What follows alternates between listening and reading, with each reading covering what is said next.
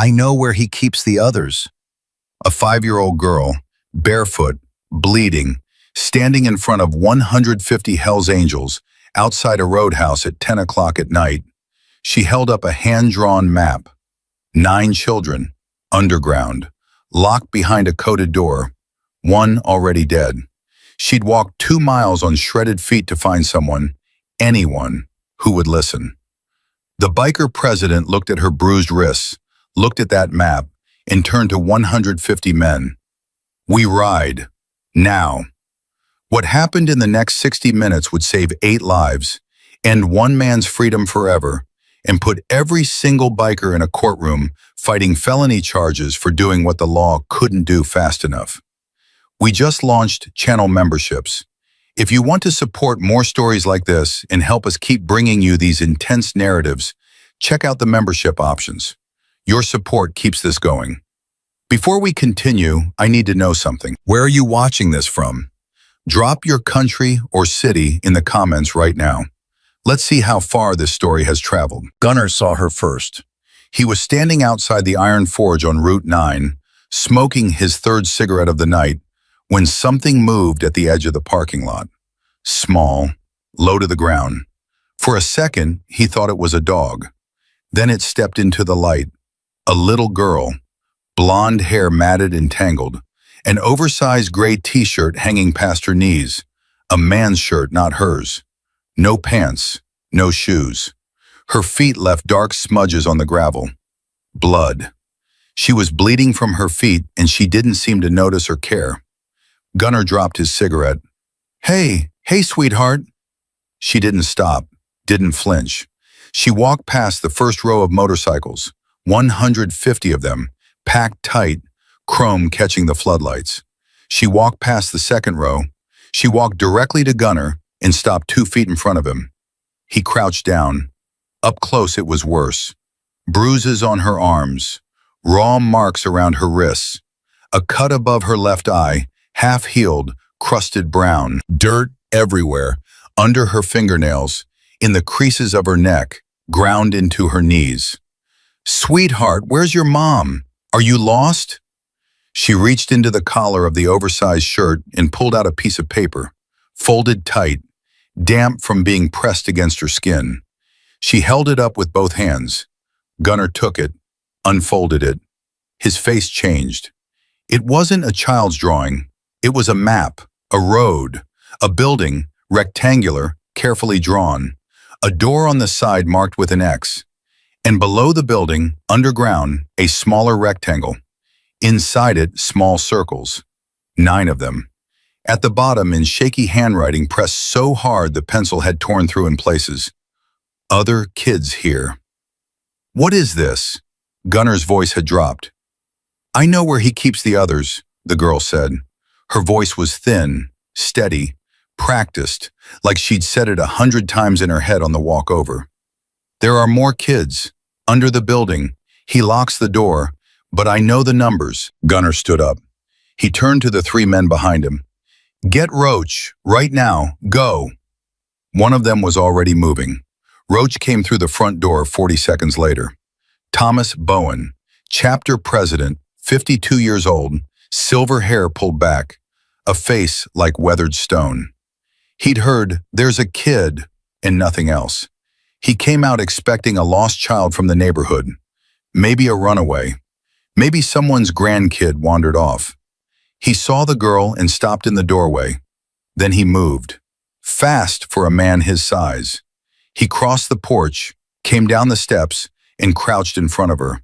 His leather vest creaked. The Hells Angels' death's head patch was at her eye level. Hey there, I'm Roach. What's your name? Lily. Lily. How old are you, Lily? 5.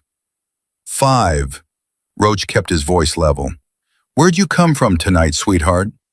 She pointed south, past the overpass, past the rail yard, into the dark. The brown building, with the tall fence. He parks the white truck inside so nobody can see. Gunnar handed Roach the paper.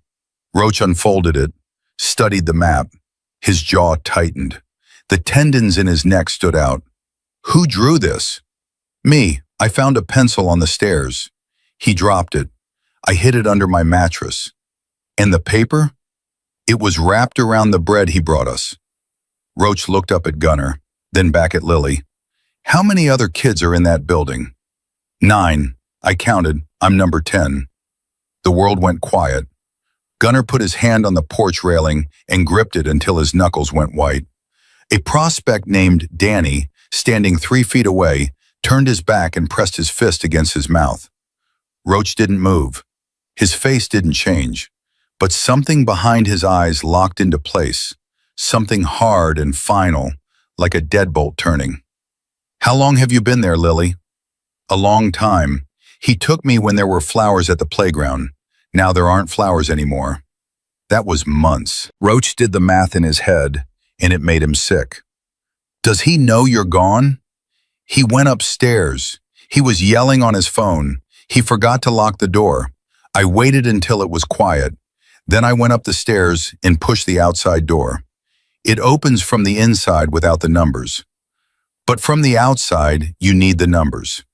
Yes, 3815. You're sure about that? I watched him do it every time.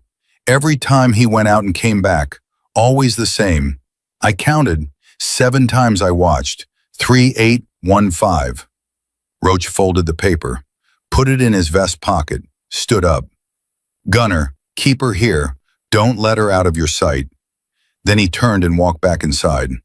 The bar was packed, full chapter meeting, members from 4 counties, plus hangarounds and prospects. Over 150 men, pool tables cracking, TVs blaring, music thumping from the jukebox. Roach pushed through the crowd without a word, climbed onto a chair near the center of the room, and whistled. The kind of whistle that cuts through everything. Sharp, loud, final. The room went dead silent. Every head turned. Church, Roach said. Parking lot. Now, all of you. Nobody argued. Nobody asked questions. Chairs scraped back. Bottles were set down. Pool cues laid across felt. 150 men moved toward the doors. Front, back, side. And within 2 minutes they were assembled in the gravel lot. Lily stood next to Gunnar, her hand in his. She looked up at the crowd of men surrounding her. Leather, ink, beards, scars, chains, and didn't blink. Roach held up the map. This little girl walked here barefoot, from the old industrial district. She escaped from a building where a man is keeping 9 other children underground. She has the access code. She drew us a map. Silence. Absolute silence. The only sound was the wind and a dog barking somewhere far away. He doesn't know she's gone yet. We have an hour, maybe less. A man near the front, Bull, road captain, 6 feet 6 inches, 280 pounds, stepped forward. We riding? We're riding, but listen to me, Roach's voice hardened. There are children in that building. We go in controlled. We go in quiet. We get those kids out. That's the only thing that matters tonight. Are we clear? The answer came back as a single rumble. Yes, clear. Let's go. Men were already moving to their bikes. Keys out, helmets grabbed. Roach turned back to Lily. Sweetheart, you're going to stay here. No. Her voice was flat, not defiant, not scared, just certain. I have to come. There are 2 doors, the outside one and the one that goes underground. The outside one has the numbers, but inside you won't know which door leads down. There are other doors, storage rooms. He keeps them locked too. I know which one goes to the kids. You don't. Roach crouched again. He wanted to tell her no. Every instinct told him to keep this child as far from that building as possible. But she was looking at him with eyes that had already seen the worst thing a person can see. And she was telling him she knew things he needed to know. You know which door? The one in the back corner. It's heavier than the others. He uses a key, not numbers, a key on a chain he wears around his neck. A key, not a code. Yes, but sometimes he leaves the keys on the table when he forgets, like tonight. Roach closed his eyes for 2 seconds, opened them. Birdie. Birdie stepped forward, lean, 40s, graying ponytail, former paramedic, the steadiest rider in the chapter, the man you'd trust with your life, or, more importantly, someone else's. She rides with you, Roach said. Helmet on. She stays between your arms. If anything goes wrong, you turn around, you bring her back here. You call the police. That's your only job tonight. Bertie nodded. He walked to his bike, pulled a helmet from the saddlebag. It was way too big. He folded a bandana, stuffed it inside to pat it, tightened the chin strap until it fit. He lifted Lily onto the bike. She sat in front of him, small enough to fit between his arms in the tank. She gripped the handlebars with both hands. "Hold on to me," Bertie said. "Not the bars, me, okay?" "Okay." She let go of the handlebars and grabbed his forearms. Her fingers were so small they barely wrapped around. 150 engines started. The sound was like thunder breaking open the earth. It shook the building. It shook the trees. It shook Lily's entire body. She felt it in her teeth, in her ribs, in the soles of her bleeding feet. She pressed her back against Bertie's chest. Roach pulled to the front, raised his fist, dropped it forward. The convoy moved. 150 motorcycles pulled out onto Route 9 in a column that stretched a quarter-mile. Headlights like a river of white fire in the dark. Cars on the road pulled over. People stared from gas station lots. A trucker honked, not in anger, in awe. Lily felt the wind hit her face through the visor, felt the engine humming through her whole body. She'd never been on a motorcycle before. She'd never been in a car going this fast.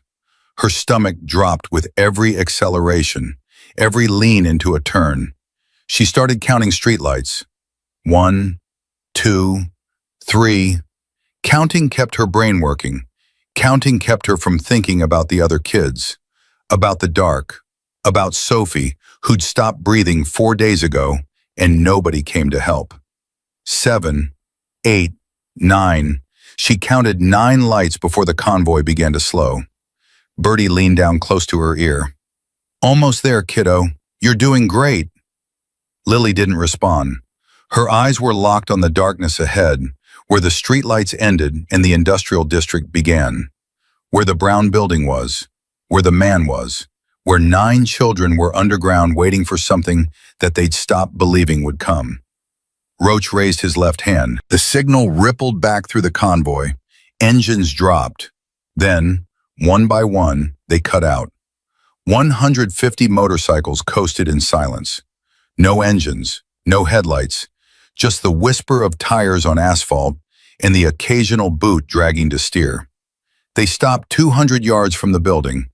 Bikes fanned out along the road, tucked against fences and loading docks. In the dark, they were invisible. Roach dismounted, walked to Bertie's bike, lifted Lily off and set her on the ground. She was shaking, her whole body, head to toe. "You okay?" She nodded. She wasn't okay, but she'd stopped knowing what okay meant weeks ago. Roach gathered his officers, Gunner, Bull, Deacon, Bertie, and a dozen others. He spoke in a whisper that carried the weight of a shout. 20 men on entry. The rest form a perimeter. Every door, every window, every gap in that fence. If he runs, he doesn't get past us. Deacon, take 6 to the back. Bull, 4 on the roof access. Gunner stays with Lily, 50 feet back. She doesn't get closer until I say, "Clear?" Nods all around. They moved. Silent. Fast. The fence was cut in 30 seconds. Wire cutters through chain link, barely a sound. Men flowed through the gap like water, splitting into teams, covering positions. Roach approached the steel door with 5 men behind him, one dim light above it, buzzing. He looked back toward Lily. She was 50 feet away, standing next to Gunner, barely visible in the dark. He punched in the code, 3815. A beep, a click. The magnetic lock released. Roach pushed the door open. The smell hit first. Stale air, human waste, something chemical, like bleach poured over rot. Every man behind him caught it at the same time. One of them gagged. Roach stepped inside. The space was open, dark, empty, concrete floor. He clicked on a flashlight and swept the beam across the room. A folding table in the center, a chair, a plate with old food, a phone charger plugged into the wall, and on the table, a ring of keys. Roach's heart hammered. He picked up the keys without a word. 5 on the ring. He looked at the far corner.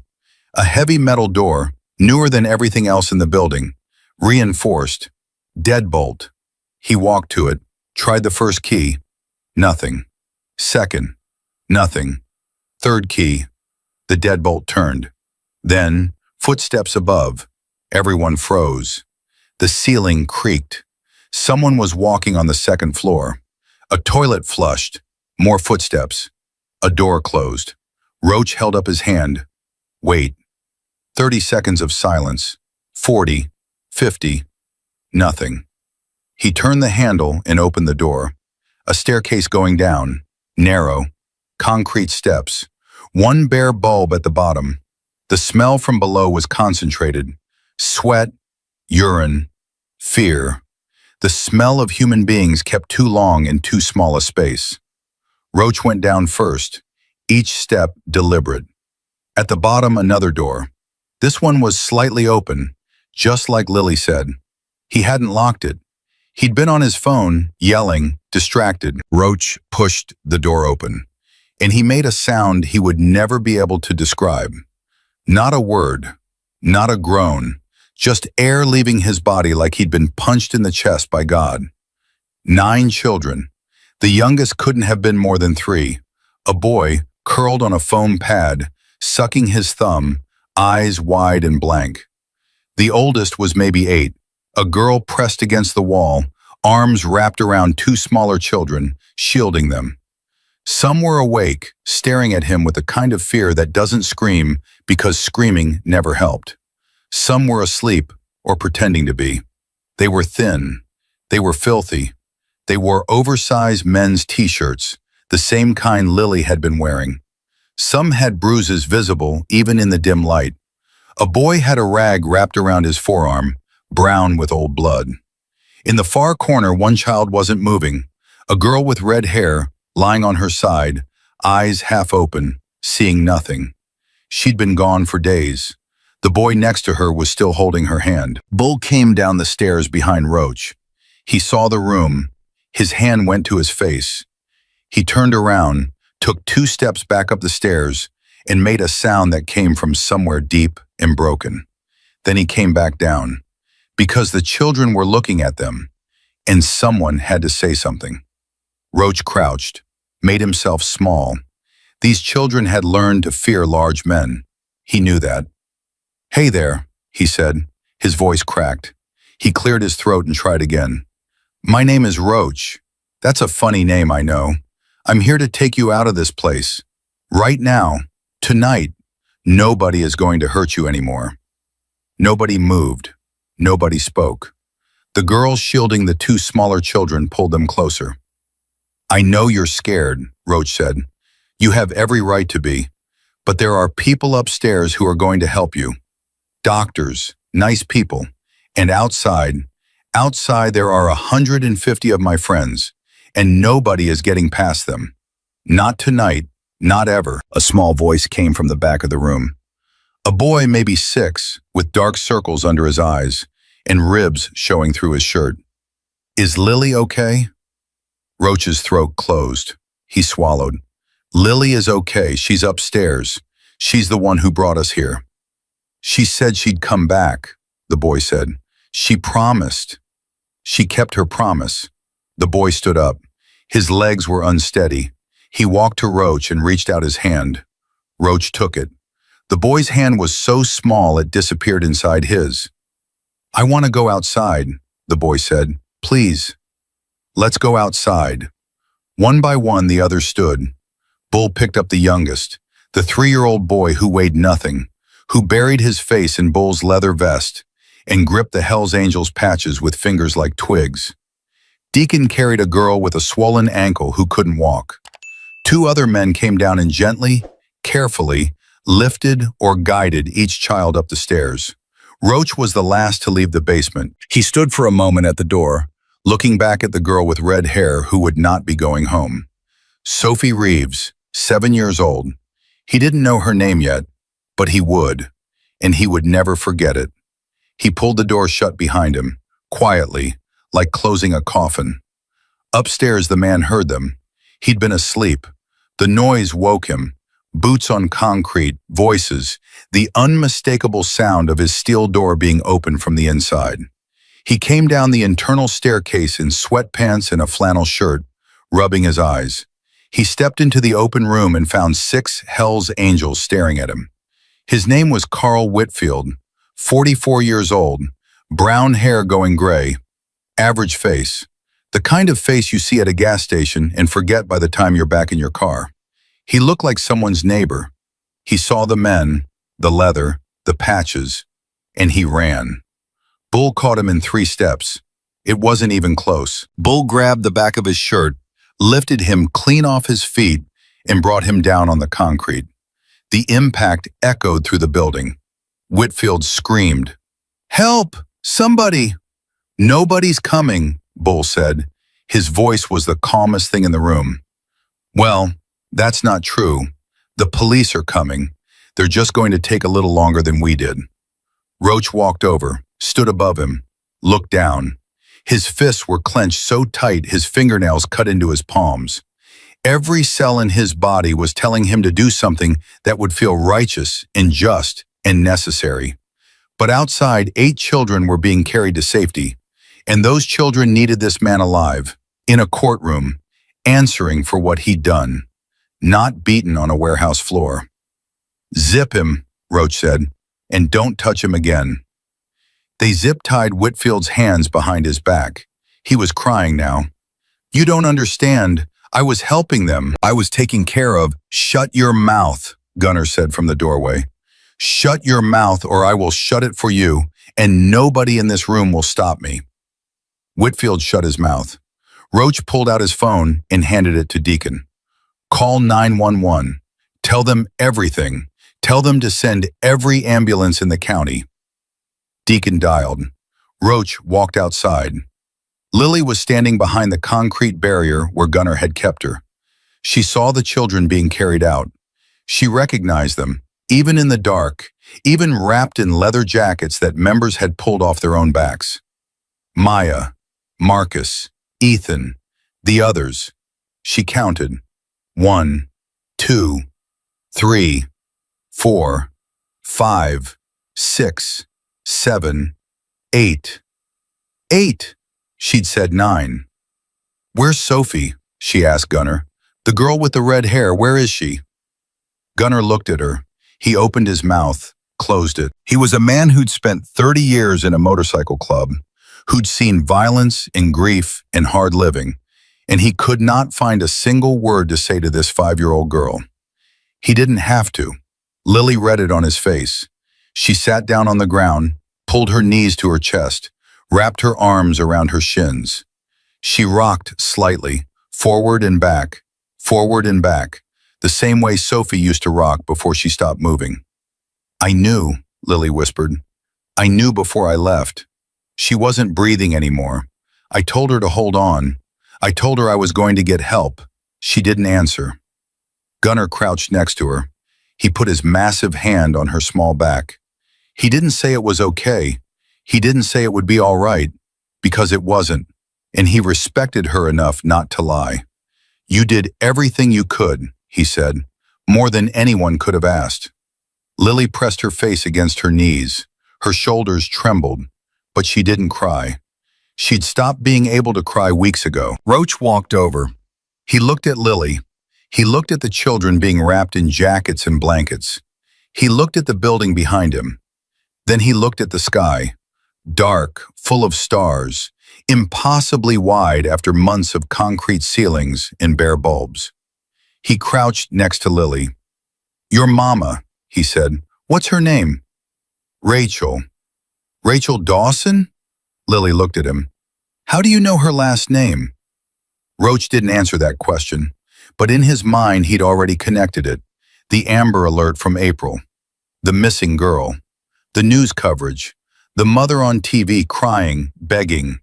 Lily Dawson, age 5, last seen at Maxwell Park. Found. Alive. He put his hand on top of Lily's head, gently, the way you'd touch something precious, unbreakable. She's been looking for you, Roach said. Every single day, she never stopped. He said she stopped looking. He lied. Mamas don't stop looking. Not ever. Lily's lip trembled. For the first time that night, maybe for the first time in weeks, something cracked behind her eyes. Something that looked like hope. Fragile, terrified. But there. Sirens, in the distance, getting closer. Roach stood. They're coming. The doctors, the police, everyone. They're going to take care of you. And your mama is going to be there soon. Promise? I promise. Lily looked at him for a long time. Then she reached out and touched the Hells Angels patch on his vest. Her small finger traced the Death's Head logo.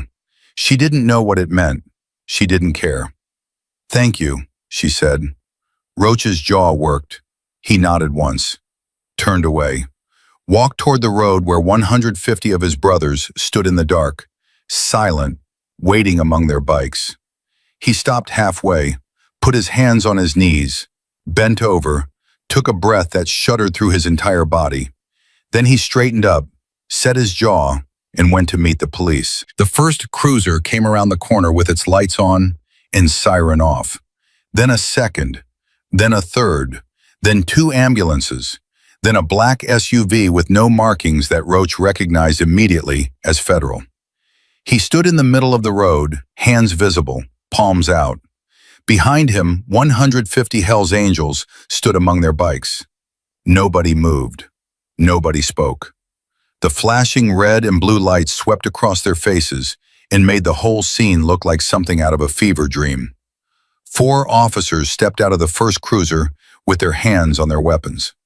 The lead officer, a stocky man in his 40s, name tag reading Sergeant Holt, took 3 steps forward and stopped. Who's in charge here? I am, Roach said. Thomas Bowen. I called this in. You called in a, Holt checked his radio, a child abduction situation? My man Deacon made the call. There are 8 children alive inside that building, 1 deceased. The suspect is inside, zip-tied on the floor. He's unharmed. We didn't touch him beyond restraining him. Holt looked at Roach, looked past him at the army of bikers, looked at the building. His hand moved away from his weapon slowly. 8 children? 8 alive. 1 didn't make it. A girl. She's still in the basement. Jesus Christ. There's a 10th child out here with us. She's the one who escaped and brought us here. 5 years old. Name is Lily Dawson. Holt's face went white. Lily Dawson? The Amber Alert Lily Dawson? That's the one. Holt turned to the officer behind him. Get on the radio, now. Tell dispatch we have Lily Dawson. Tell them to contact the mother.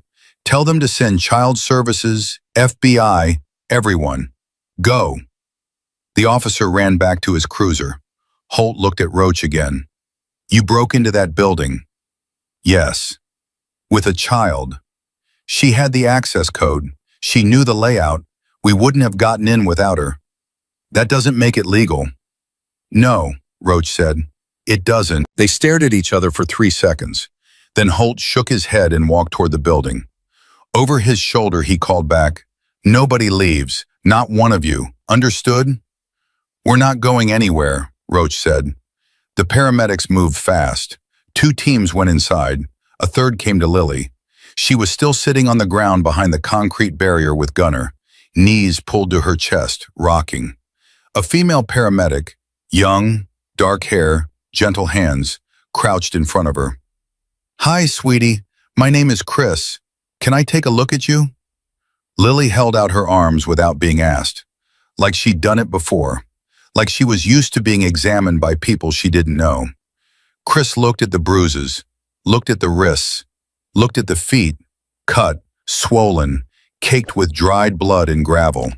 She kept her face professional, but her hands trembled slightly as she reached for her kit. You walked on these feet tonight? Yes. That must have hurt a lot. I didn't really feel it. Chris cleaned the cuts carefully. Lily didn't flinch, not once. Chris had treated adults who screamed at less. This child sat perfectly still and stared at a point somewhere past Chris's shoulder. Am I going to a hospital? Lily asked. Yes, just to make sure everything's okay. Are the other kids going too? Yes, everyone's going. Even Sophie? Chris paused. Who's Sophie? The girl with the red hair. She stopped breathing 4 days ago. Chris set down the gauze, picked it up again. Her eyes were wet. The doctors are going to take care of everyone, okay? Lily nodded. She didn't ask about Sophie again. Officer Ramirez arrived next. A woman in her late 20s, dark ponytail, the kind of calm that only comes from training and temperament. She crouched beside Lily and spoke in a voice that was soft but direct. Lily, I'm Officer Ramirez. I need to ask you a few questions. Is that okay? Yes. The man inside the building, do you know his name? No, he never told us. What did he look like? Regular, brown hair. He wore the same shirt a lot, a red and black one, like a lumberjack. Did he ever tell you why he took you? Lily shook her head. He didn't talk to us much. He yelled sometimes. Mostly he just brought food and left. How often did he bring food? Once a day. Sometimes he forgot. Ramirez's pen stopped. She took a breath, kept writing. Lily, can you tell me how you got out tonight? He was on the phone upstairs. He was angry, yelling at someone. He came down to bring food, but he was still yelling.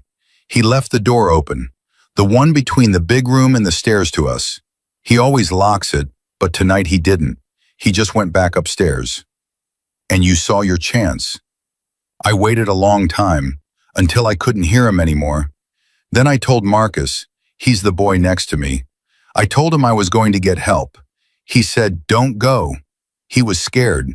He said the man would catch me. I told him I had the map and I had the numbers. I told him I'd come back. And Marcus stayed? He couldn't come. He hurt his leg. He couldn't run. Ramirez stopped writing. She looked at this child, 5 years old, barefoot, bleeding, who had memorized a door code, drawn a map in the dark, waited for an opening, made a decision, left behind a friend who couldn't run, and walked 2 miles through an industrial wasteland at night to find help. You did something incredibly brave tonight, Lily. I don't feel brave. I feel tired. I know you do. Inside the building, the scene was controlled chaos. Officers had taken custody of Whitfield, who was lying on the floor crying and babbling about how he was taking care of the children, how they needed him, how nobody understood. 2 FBI agents from the unmarked SUV had already begun processing the space, photographing everything, bagging evidence. One agent, a woman named Reyes, mid-30s, sharp eyes, came out through the steel door and walked straight to Ramirez. The basement, she said. Her voice was flat, professional, but her eyes told a different story. I've been doing this for 11 years. I've never seen anything like that. Ramirez nodded toward Lily. This is the girl. She's the one who got out. Reyes looked at Lily. Lily looked back. 2 pairs of eyes meeting across a distance that no 5-year-old should be able to understand. Hi, Lily, Reyes said. I'm Agent Reyes, FBI. Are you going to take him to jail? Yes, for a very long time. Good, Lily paused. Can I go to the hospital now? My feet really hurt. They loaded her into an ambulance. Bertie stood 10 feet away watching. As the paramedics lifted Lily onto the stretcher, she turned her head and found him. Bertie? He stepped closer. Yeah, kiddo? Thank you for the ride. Bertie's face broke. Not dramatically.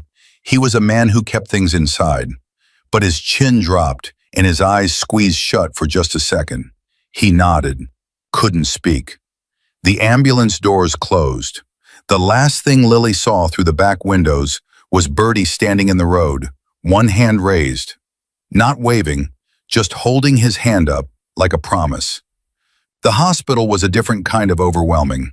After months in the dark, the fluorescent lights felt like needles in Lily's eyes. She squinted and turned away from the ceiling. A nurse named Patricia, big woman, warm voice, hands that moved with practiced gentleness, wheeled her into a small examination room and checked her vitals. Heart rate elevated, blood pressure low, dehydrated, malnourished, multiple contusions on arms, torso, and legs, lacerations on both feet, a partially healed fracture in her left wrist that had never been set properly. "Sweetheart, does your arm hurt?" Patricia asked, gently rotating Lily's wrist. "Not anymore. It hurt a lot at first. When he grabbed me, something cracked. But then it stopped hurting after a while." Patricia looked at the X-ray tech who just arrived. Their eyes met. The tech nodded and wheeled the portable machine closer. "We're going to take a picture of your arm, okay? It doesn't hurt, it just makes a little noise." "Okay." While they worked, Lily asked for food. Patricia brought a sandwich, juice, and Jell-O.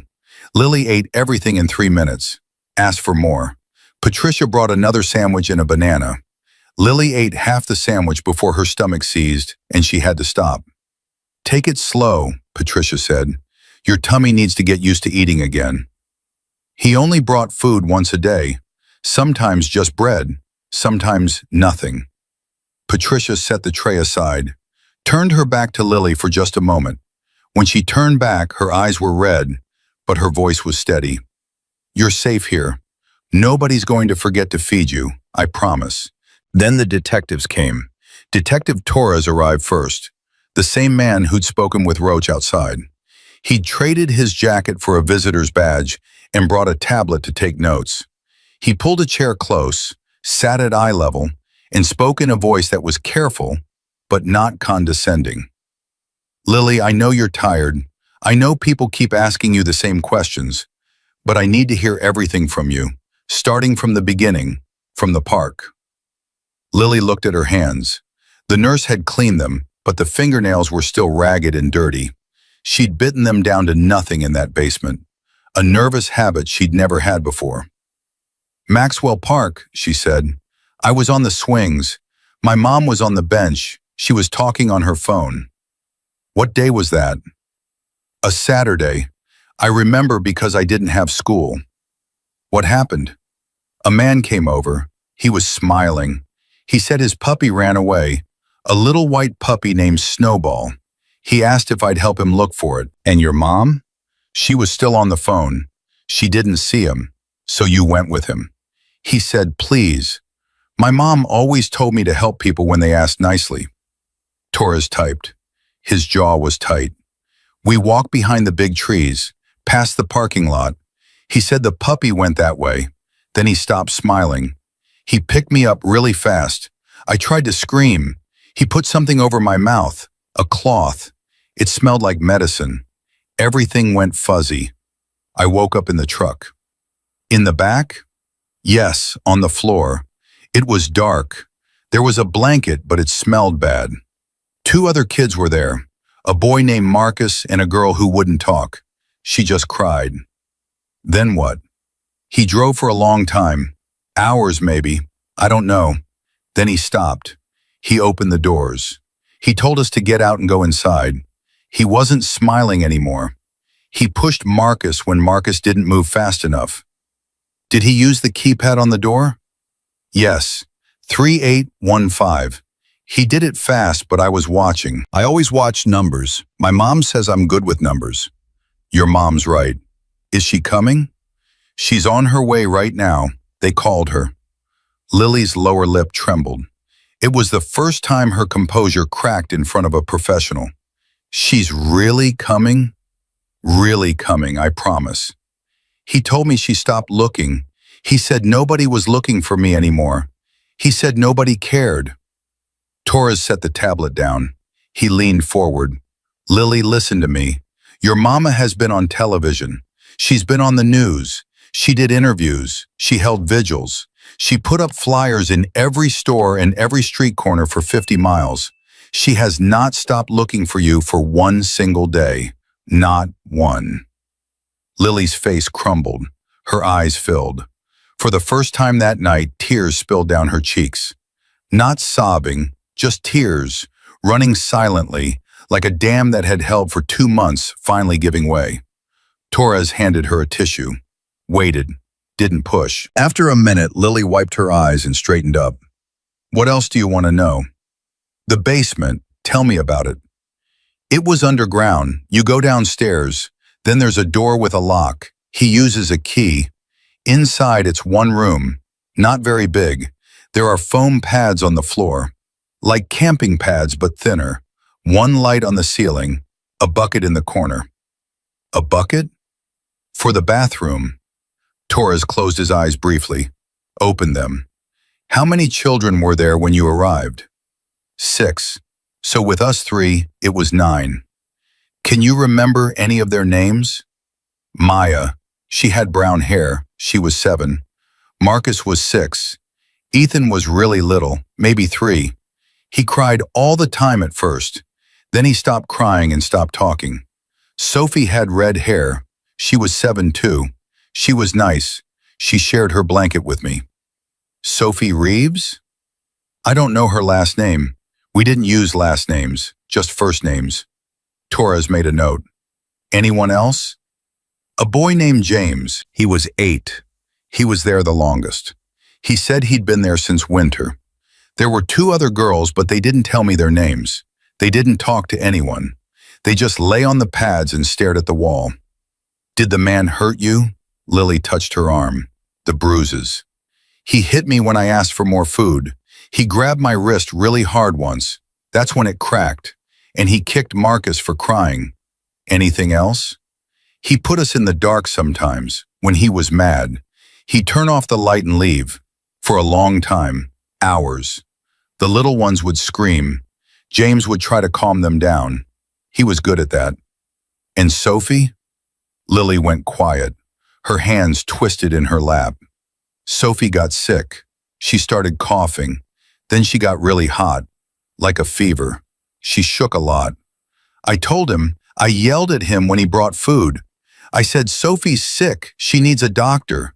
He said she'd be fine. She wasn't fine. She stopped eating. Then she stopped talking. Then 4 days before I left, she stopped breathing. Torres set the tablet down entirely. He stared at the wall for a long moment. We told him, Lily said, and her voice had an edge that no 5-year-old's voice should have.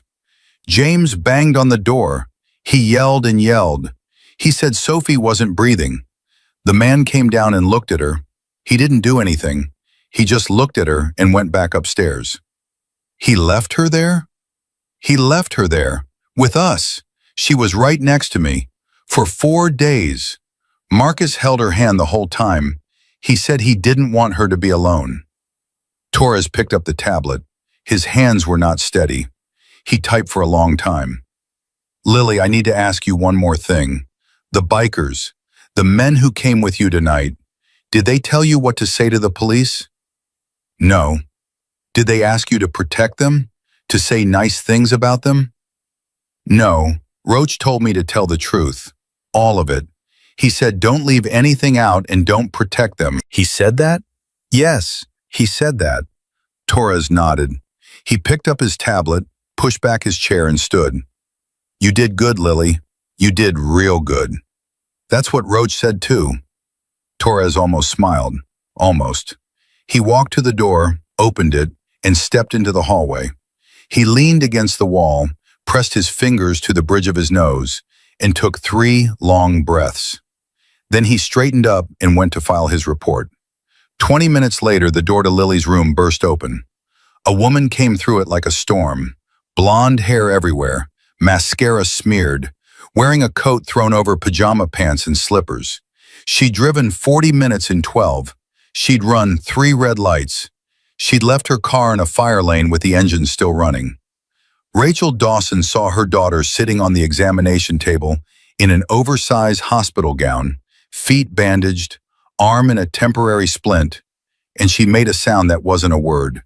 It was something older than language, something that came from the place where mothers keep the worst fear they've ever felt, locked away, burning, for 8 weeks straight.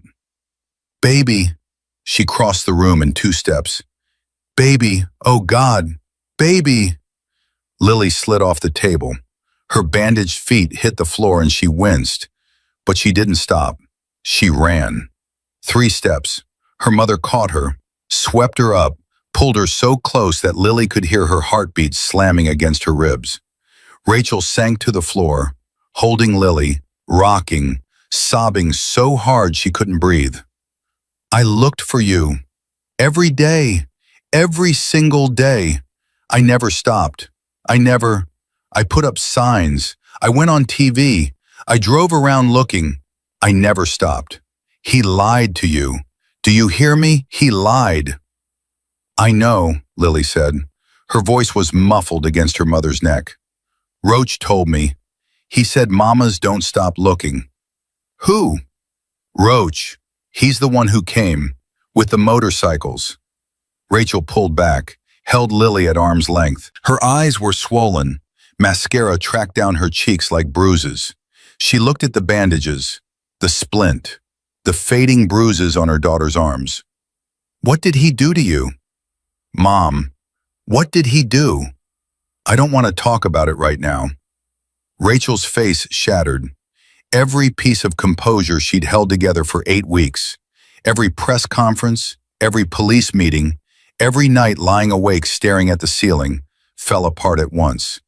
She pulled Lily close again. "I'm sorry. I'm so sorry. I was on the phone. At the park. I wasn't watching. If I'd been watching—" "Mom, stop. It's my fault. It's my—" "Mom, stop. It's not your fault. It's his fault. He took me, not you." Rachel held her daughter and cried. Lily held her mother and didn't. She pressed her face into Rachel's hair and breathed in. Shampoo, coffee, the laundry detergent they used at home. Smells she'd been trying to remember for weeks in the dark and couldn't. She could remember them now. They stayed like that on the hospital floor for a long time. A nurse looked in, saw them, and quietly closed the door. When Rachel finally pulled herself together enough to speak, she asked the question every parent asks. "Are you okay?" "I'm here," Lily said, which wasn't the same thing, but it was the truest answer she had. Rachel wiped her face, tried to smile, failed. "We're going home. As soon as the doctors say we can. We're going home and I'm never letting you out of my sight again." "Okay. I love you so much." "I love you too, Mommy." It was the first time Lily had said those words in 2 months. Rachel broke again. Quieter this time. She just held Lily and rocked and let the tears come. In the hallway outside, Roach sat on a bench, Bertie next to him, both of them still in their vests, still smelling like exhaust and sweat in the inside of that building. They looked wrong here. Leather and denim among white coats and scrubs and fluorescent lights. 2 men who just carried children out of a basement, sitting on a hospital bench, waiting for someone to tell them what happened next. They could hear Rachel crying through the door. They could hear Lily's voice, small and steady. Bertie stared at the floor. "She's 5 years old, Roach." "I know. She walked 2 miles, on those feet. She memorized a 4-digit code. She drew a map. She walked into a bar full of Hell's Angels and asked for help. She's 5. "I know." Bertie rubbed his face with both hands. "My daughter's 6. I can't get her to remember where she puts her shoes." Roach didn't respond. He was staring at the wall across from him. There was a poster about hand hygiene, 5 steps with cartoon illustrations. He read it 3 times without absorbing a single word. "We're getting charged," Bertie said. "You know that." "I know. Breaking and entering, assault, reckless endangerment for bringing her along."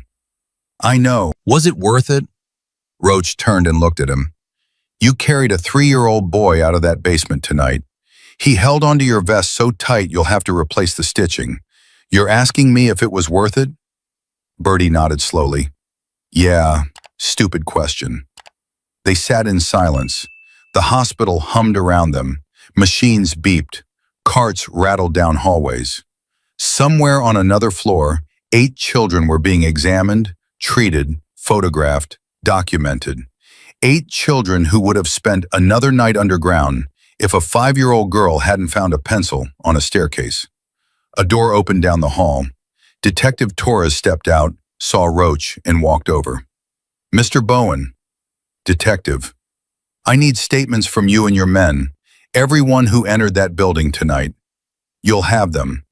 And I need to be honest with you. The DA is going to look at this. Breaking and entering, assault, reckless endangerment of a minor. You brought a child on a motorcycle into a potential hostage situation.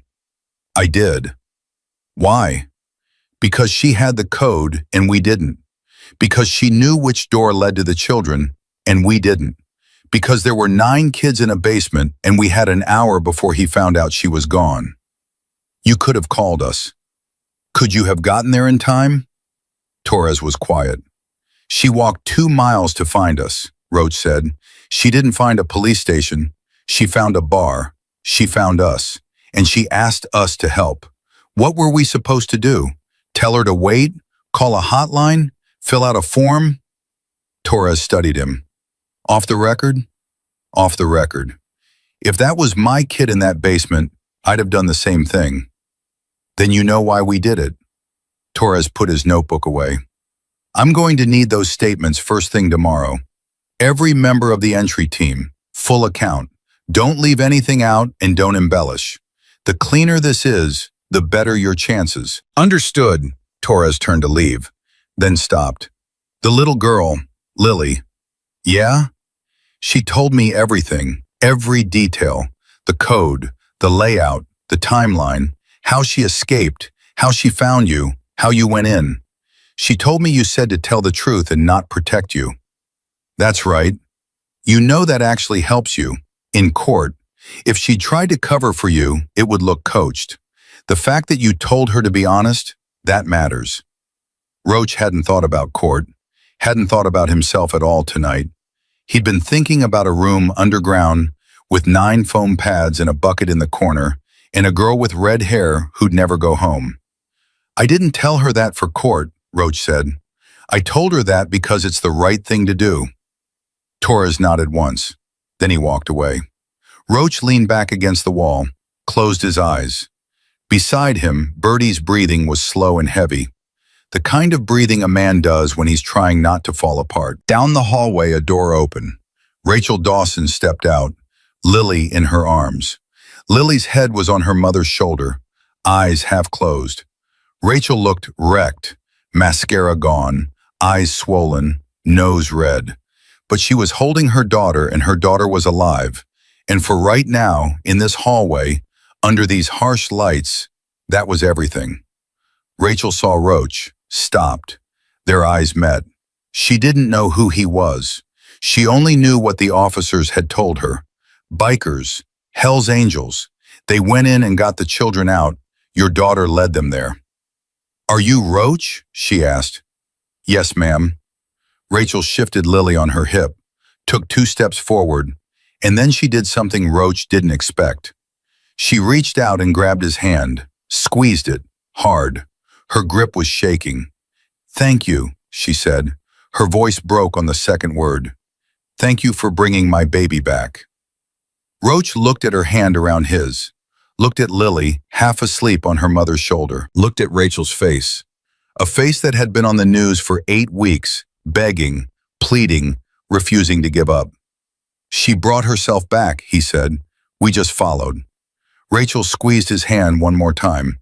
Then she turned and walked down the hallway, Lily pressed against her chest, heading toward whatever came next. Roach watched them go. He watched until they turned a corner and disappeared. Then he sat back down on the bench, put his elbows on his knees, and pressed his palms flat against his face. Bertie put a hand on his shoulder, didn't say anything. They sat there for a long time. Rachel didn't sleep that night. She sat in a chair next to Lily's hospital bed, watching her daughter breathe. In, out, In, out. She counted each breath the way a drowning person counts the distance to shore. Every exhale was proof. Every inhale was a miracle she still couldn't believe. Lily slept hard. The kind of sleep that comes after the body has been running on fear for so long it simply shuts down. She didn't move, didn't dream, or if she did, she didn't show it. The monitors beeped steadily. The IV dripped. The splint on her left wrist glowed white in the dim room. At 6:14 in the morning, a woman knocked on the door and walked in without waiting for an answer. She was in her 50s, gray blazer, reading glasses on a chain, a clipboard that she held like a shield. Her name was Diane Phelps, County Social Services. "Mrs. Dawson?" Rachel stood up fast. "Is something wrong?" "No, nothing's wrong. I'm Diane Phelps, Child Protective Services. I need to speak with you about Lily's situation and about what happens next." "She's coming home with me. That's what happens next." "That's the goal, absolutely.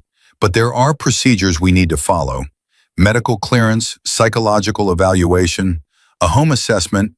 "A home assessment?" "She was kidnapped. She wasn't taken from my home because it was unsafe. She was taken from a public park." Diane's smile was patient, practiced, the kind of smile that had survived 1,000 angry parents. "I understand. This isn't about blame, Mrs. Dawson. It's about making sure Lily transitions back into a safe, stable environment. She's 5. She was held in a basement for 2 months. The safe, stable environment she needs is her own bed in her own room with her own mother, not a hospital. And she'll get there in a day or two. Once we complete..." "A day or two?" Lily stirred, opened her eyes, saw her mother standing, tense, and a stranger with a clipboard. "Mommy?" Rachel was at the bed instantly. "I'm here. I'm right here." Lily looked at Diane. "Who are you?" "I'm Diane. I'm here to help you and your mom." "I don't need help. I want to go home." Diane pulled a chair closer and sat down. She crossed her legs, balanced the clipboard on her knee, and clicked her pen. "Lily, I know you want to go home, and you will. But first I need to ask you some questions. Is that okay?" Lily looked at her mother. Rachel nodded slightly. Lily turned back to Diane. "Okay. Do you feel safe at home?" "Yes." "Has anyone at home ever hurt you?" "No." "Does your mom have a boyfriend or a partner?" "No. It's just us." "Does anyone else live with you?" "No," Diane wrote. "Good. That's all good." She flipped to another page.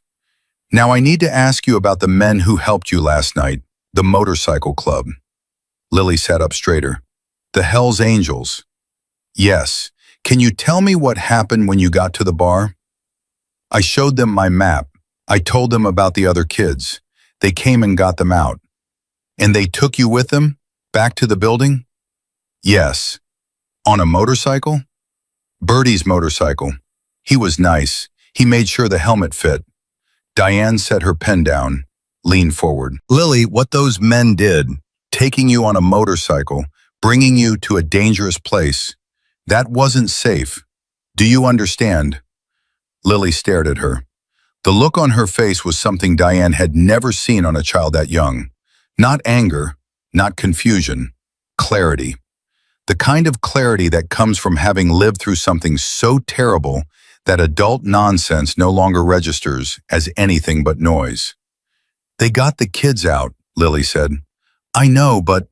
"He had 9 kids in a basement. Sophie died. She died because nobody came. And then somebody came. They came because I asked. And now the other kids are out. That's what happened." Diane opened her mouth, closed it, opened it again. "I understand you feel grateful. I don't feel grateful. I feel angry. I'm angry that Sophie's dead. I'm angry that nobody found us for 2 months. I'm angry that I had to walk 2 miles with bleeding feet to find somebody who would actually do something. And now you're asking me if the people who did something were safe." Rachel put her hand on Lily's shoulder. "Baby, Mom, she's saying they did a bad thing. They didn't do a bad thing. The bad thing was the basement. The bad thing was him. Diane sat very still. Her pen was on her lap. Her clipboard was forgotten. She was looking at a 5-year-old girl who had just articulated something that most adults couldn't. Lily, Diane said carefully, I'm not saying they're bad people, but what they did was illegal. Breaking into that building, assaulting the man inside, those are crimes. And when this goes to court, a lawyer is going to ask you about the bikers. He's going to try to make you say they were wrong. Then he's going to be disappointed. Diane looked at Rachel. Rachel's expression said, Don't look at me. She's been like this since birth. Diane picked up her clipboard. I'll complete the home assessment tomorrow. Assuming everything checks out, you can take her home by Thursday. Today is Tuesday, Rachel said. You're telling me my daughter, who spent 2 months in a basement, has to spend 2 more days in a hospital because of paperwork? It's procedure, Mrs. Dawson. Your procedures didn't find her. A biker gang did. Diane stood. Her smile was gone. I'll be in touch. She walked out and closed the door behind her. Rachel sat on the edge of the bed. Lily leaned against her. Mom? Yeah, baby? Is Roach still here? I don't think so, sweetheart. He probably went home. He promised my mama was coming, and you came. I came. He keeps his promises. Rachel kissed the top of Lily's head. Get some rest. But Lily didn't rest. She lay in bed staring at the ceiling and thought about the brown building on Harwell Road, about the foam pads in the bucket and the single buzzing light, about Marcus holding Sophie's hand for 4 days because he didn't want her to be alone, about the man in the flannel shirt who told her nobody was looking for her anymore. She thought about all of that, and then she thought about 150 engines starting in the dark, about Bertie's arms around her on the motorcycle, about Roach crouching down and saying, Mamas don't stop looking. She closed her eyes. This time, she slept without counting breaths. Across town, the news broke like a bomb. Biker gang rescues 10 children from underground prison. That was the first headline at 7 a.m. By noon, it was everywhere. Every network, every news site, every social media platform. The story had everything. A missing child found alive, a basement full of victims, a motorcycle club riding to the rescue, and a 5-year-old girl who did what 2 months of police work couldn't. By 3 p.m., the Hells Angels Iron Forge clubhouse was surrounded by news vans. Reporters with microphones stood in the parking lot where Lily had appeared 12 hours earlier, filming segments with the building in the background. Roach wasn't there. He was at the county sheriff's office, sitting in an interrogation room that smelled like burnt coffee, giving his statement. Detective Torres sat across from him, a recorder between them. Torres pressed the button. State your name. Thomas Bowen. Also known as? Roach. You're the president of the Hells Angels, Southeastern chapter? That's correct. Tell me what happened last night, from the beginning. Roach told him. Everything. The girl appearing in the parking lot, the map, the code, the decision to ride, the entry, the basement, the children, Whitfield, all of it. He didn't embellish. He didn't minimize. He told it straight, the way he'd told Lily to do. When he finished, Torres turned off the recorder. You know the DA is going to press charges. I know. Breaking and entering, assault, reckless endangerment. I know. The reckless endangerment charge is the worst one. You put a 5-year-old on a motorcycle and took her into an active abduction scene. That's going to be hard to defend. She had the code. We didn't. You could have called us. How fast would you have gotten there? Torres didn't answer. She told me he checks on them at night, Roach said, before he sleeps. She said we had an hour, maybe less. If he'd found out she was gone, what do you think he would have done? Pack up? Run? Or go downstairs and make sure none of the others could talk? Torres's jaw tightened. That's speculation. That's 9 kids in a basement with a dead girl already in the room. That's not speculation. That's math. Torres leaned back, rubbed his eyes. I believe you did the right thing, personally, but I don't make charging decisions. The DA does. And the DA has an election in November. So we're political currency. You're a headline. Right now, you're a hero headline. But if the DA doesn't charge you, the defense attorney for Whitfield will argue that the evidence was obtained illegally, that the whole case is compromised, that a biker gang conducted an extrajudicial raid and everything they found is fruit of the poisonous tree. Roach leaned forward. Are you telling me that if we don't get charged, Whitfield might walk? I'm telling you it's complicated. It's not complicated. A man kidnapped 10 children and kept them in a hole in the ground. One of them died. We got the rest out. Charge us. Don't charge us. I don't care. But don't you dare let him walk. Torres held up his hands. Nobody wants that, but the defense is going to use you. They're going to point at every law you broke and use it to create reasonable doubt. The best thing you can do, the best thing for those kids, is cooperate fully and let the process work. The process.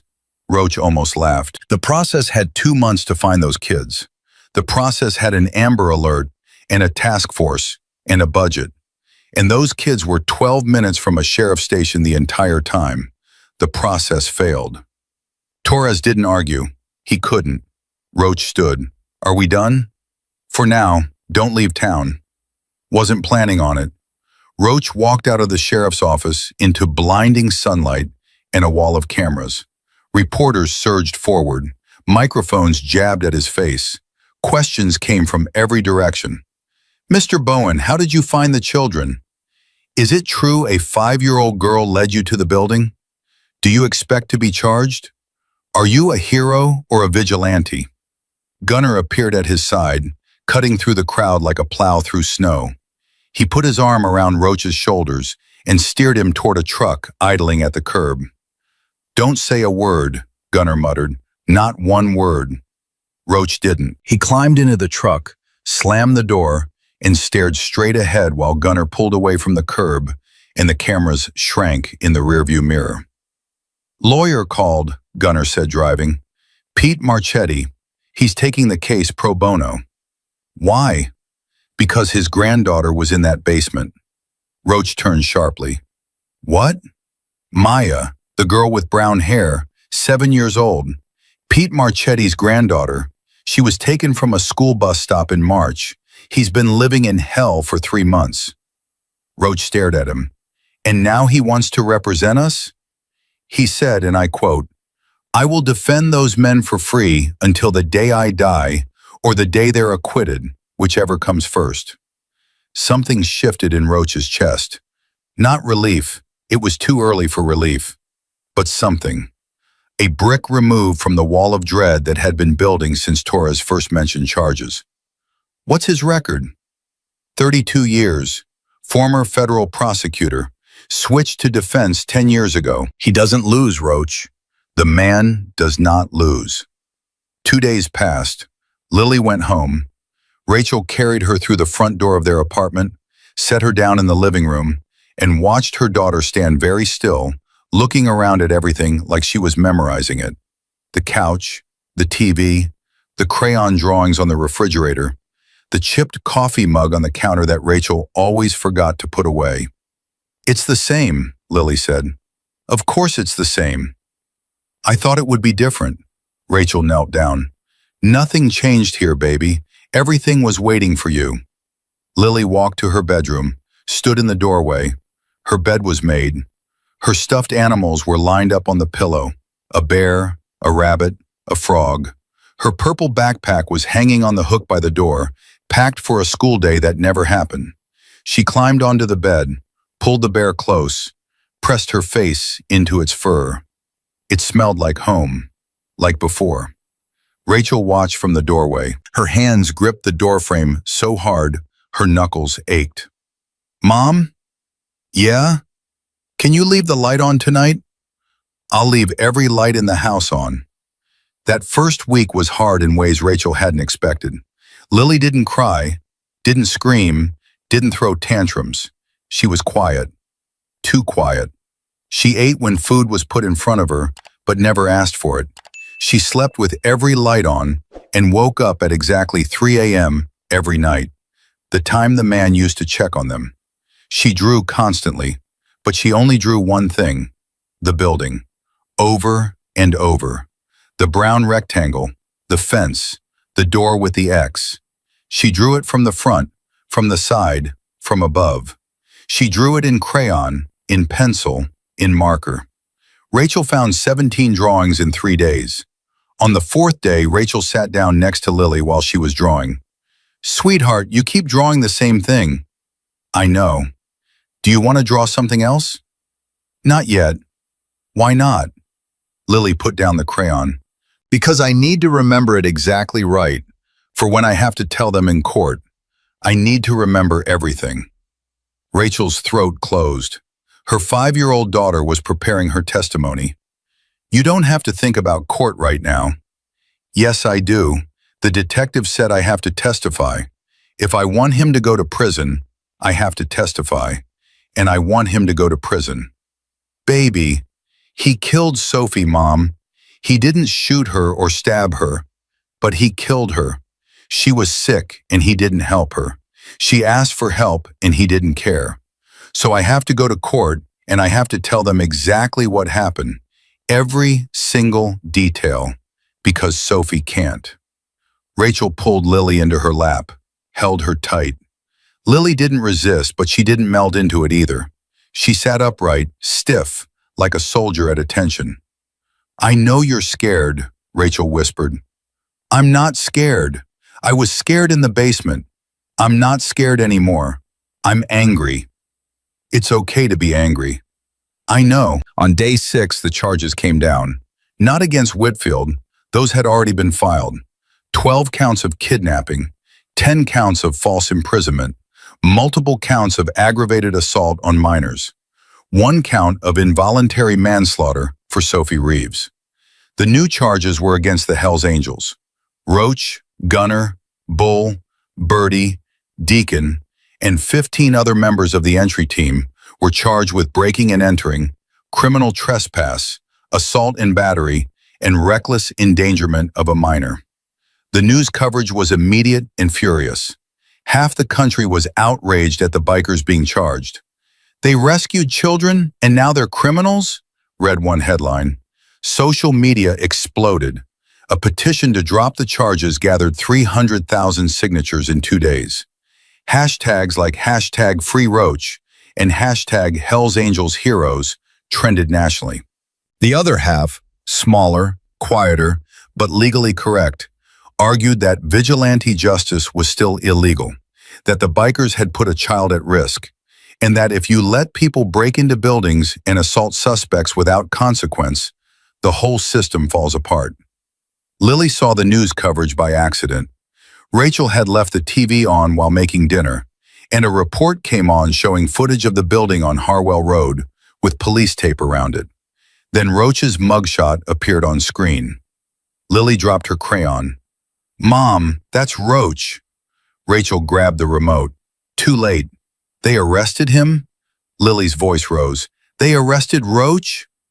"Baby, it's complicated. He saved us. He carried kids out of the basement. Birdie carried Ethan. Bull caught the bad man. Why are they arrested?" "The law says they weren't supposed to go into that building without permission." "Whose permission?" "The police. A judge. It's called, 'The police didn't come.' I walked 2 miles and there were no police. They were at the bar. They came." Rachel knelt in front of her. I know that. And a lot of people agree with you.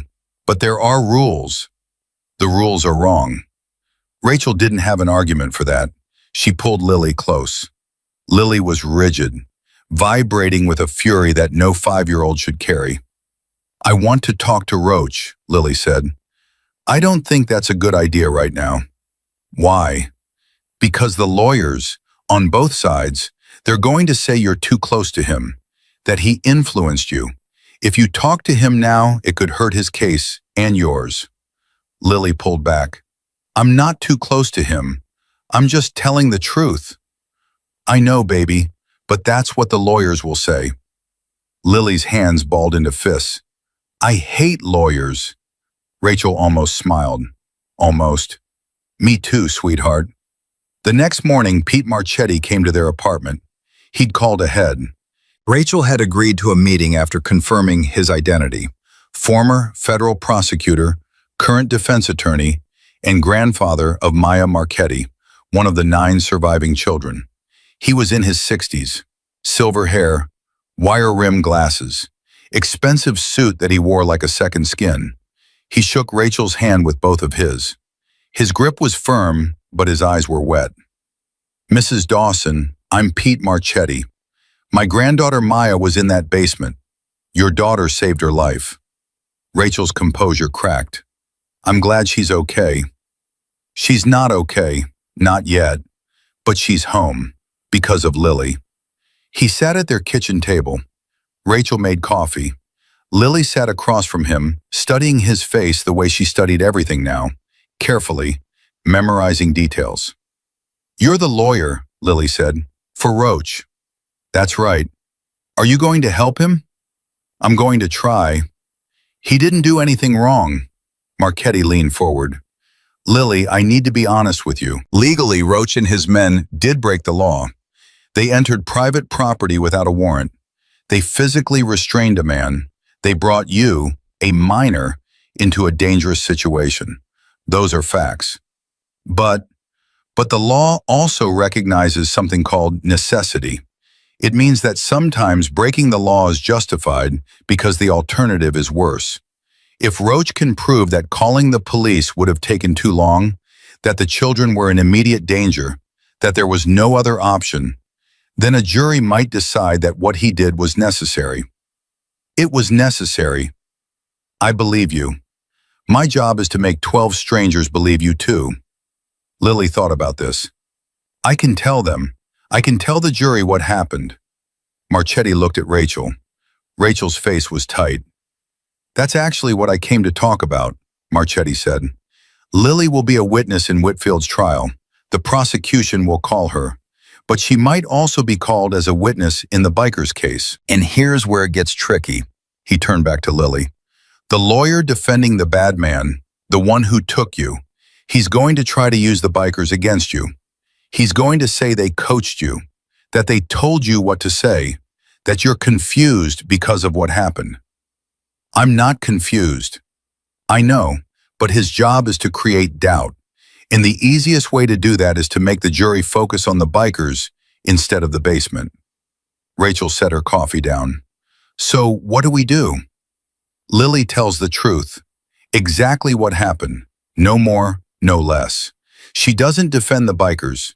She doesn't attack them. She just describes the events as they occurred. Roach already told her to do that, which frankly is the smartest thing he could have done. He told me to tell the truth and not protect him, Lily said. Marchetti nodded slowly, and that is exactly what a jury needs to hear. He stood, buttoned his jacket, looked at Lily one more time. You know, I've been a lawyer for 32 years. I've represented innocent people and guilty people. I've argued in front of the Supreme Court, and I have never, not once, met anyone braver than you. Lily looked at him with those steady eyes. I'm not brave. I'm just 5. I didn't know I was supposed to be scared of doing the right thing. Marchetti's composure held, barely. He nodded, shook Rachel's hand, and left. In the hallway, he took off his glasses, pressed his fingers to his eyes, and stood there for 30 seconds before he could walk to his car. Inside the apartment, Lily went back to her drawing, but this time she didn't draw the building. She drew a courtroom, a big rectangle with rows of seats, a small figure in the witness chair, and in the gallery, a row of men in leather vests. She held it up to show Rachel. Practice, she said. Rachel looked at the drawing, at her daughter, at this child who had been stolen, imprisoned, starved, and traumatized, and who was now sitting at a kitchen table, preparing to face down a courtroom full of adults because a 7-year-old girl with red hair never got the chance. You're going to do great, Rachel said. I know, Lily said, and went back to drawing. 3 weeks after the rescue, the grand jury convened. Whitfield was indicted on all counts. The Hells Angels were indicted separately. 2 trials, 2 sets of charges, one story being pulled in 2 directions. The public was split. The media was relentless. And at the center of all of it, a 5-year-old girl who drew courtrooms at her kitchen table and slept with every light on. Whitfield's trial was set for August. The biker's trial would follow in September. 2 months of waiting, 2 months of preparation, 2 months of a little girl drawing the same building over and over until she could reproduce it from memory with her eyes closed. Lily drew it 23 times. Then, on the 24th day, she stopped. She picked up a clean piece of paper and drew something new, a motorcycle. Then another, then another. She drew 150 of them, tiny rectangles in a long line, stretching from one edge of the paper to the other. Rachel found it on the kitchen table that night. Below the line of motorcycles, in wobbly but determined handwriting, Lily had written 3 words. They came for us. Rachel held the paper to her chest and stood alone in the kitchen and cried until she couldn't breathe. August came like a slow-moving storm. Rachel could feel it building. In the phone calls from the prosecutor's office, in the meetings with Marchetti, in the way Lily would sit at the kitchen table every morning and stare at nothing for 10 minutes before picking up a crayon. The trial of Carl Whitfield was set for August 14th. Lily would be called to testify on the second day. The prosecutor, a woman named Angela Hartwell, mid-40s, sharp, relentless, had met with Lily 3 times to prepare her. Each time she'd left the apartment looking shaken in a way that had nothing to do with the case and everything to do with the child. She doesn't need preparation, Hartwell told Rachel after the 3rd visit.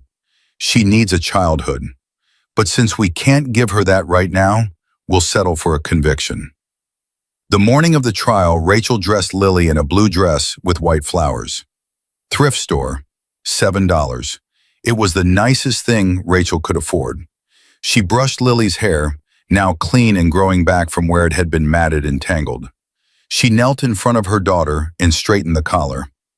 You don't have to do this, Rachel said. You know that, right? Nobody will blame you if you say no. Lily looked at her. Sophie can't do it. Rachel closed her eyes, opened them, nodded. Okay, let's go. The courthouse was chaos. Media vans, reporters, cameras, protesters on both sides, people holding signs that said, Justice for the children, and people holding signs that said, Lock up the bikers. 2 police officers escorted Rachel and Lily through a side entrance to avoid the crowd. Inside, the courtroom was packed, every seat taken, standing room only.